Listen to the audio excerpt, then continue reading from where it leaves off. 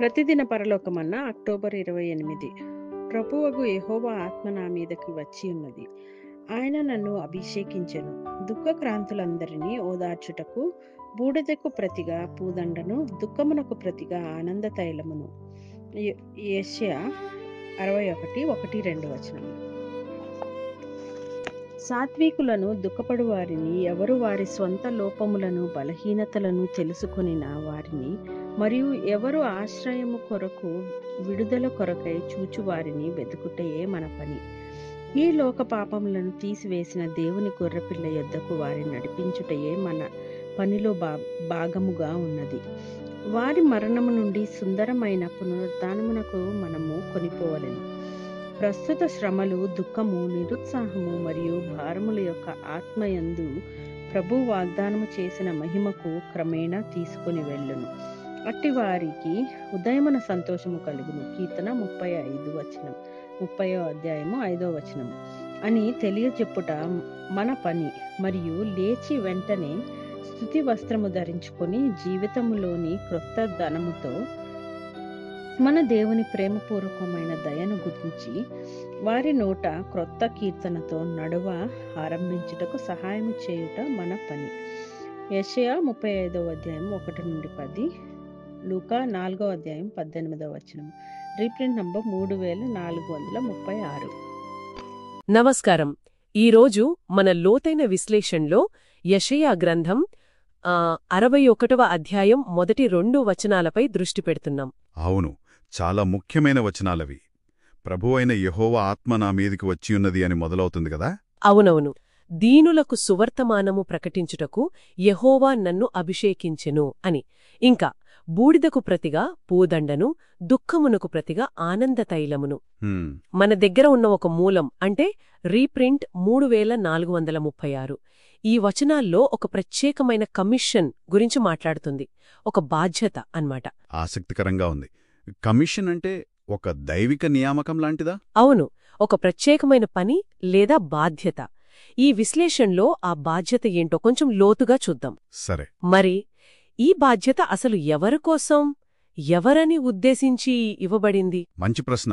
ఆ మూలం ఏం చెబుతోందంటే, తమ లోపాలను అంటే వాళ్ల బలహీనతలను గుర్తించి ఆశ్రయం కోసం, విమోచన కోసం చూస్తున్నవాళ్లు. అంటే దీనులు మరి దుఃఖితులు అని వచనంలో ఉంది కదా, వాళ్లకోసమా?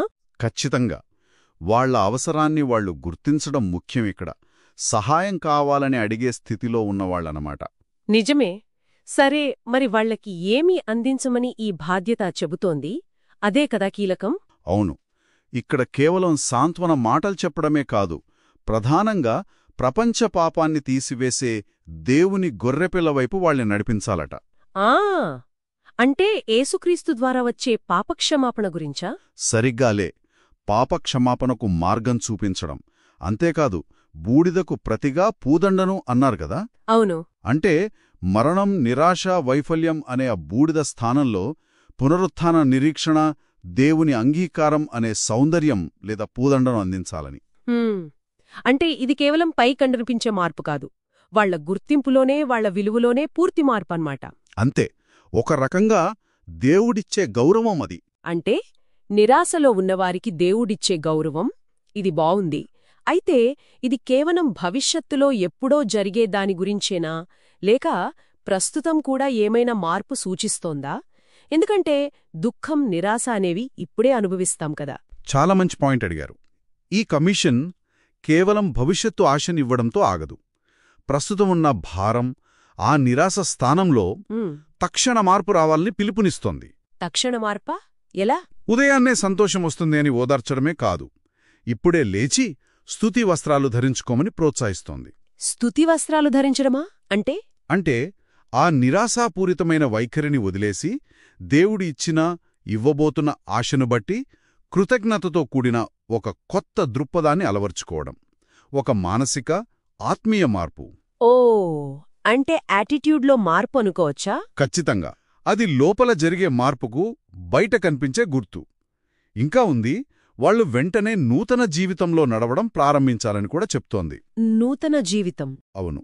అంటే పాత నిరాశాపూరిత జీవితం కాదు, కొత్తగా పొందిన క్షమాపణ, నిరీక్షణ ఆధారంగా జీవించడం.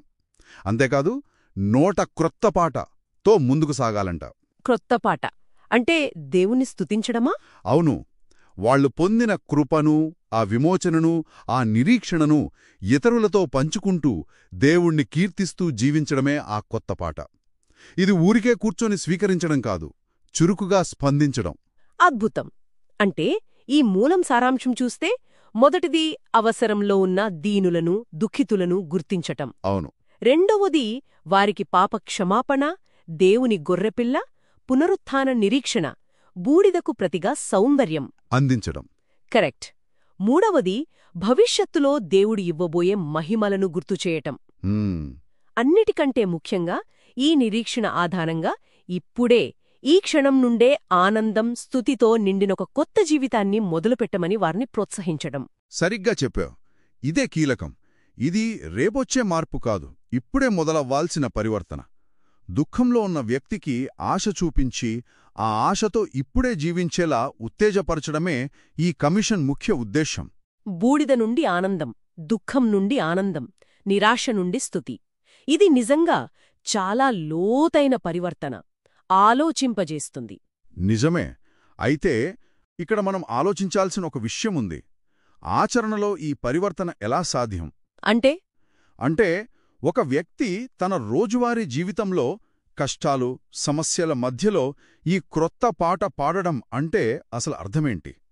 చుట్టూ నిరాశపరిచే పరిస్థితులు ఉన్నప్పుడు కూడా ఆ స్తుతి వస్త్రాలు ధరించి నూతన జీవితంలో నడవడం, అది నిజంగా ఎలా సాధ్యం పడుతుంది? ఇది మనం లోతుగా ఆలోచించాల్సిన విషయం కదా.